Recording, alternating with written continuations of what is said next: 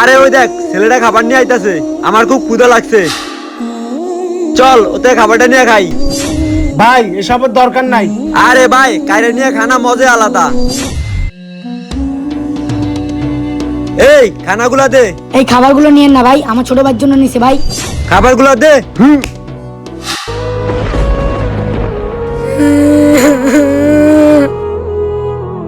আহ এই ল, এটা তুই ল। ভাই তোরা থাক, আমি একটু আইতেছি। আচ্ছা।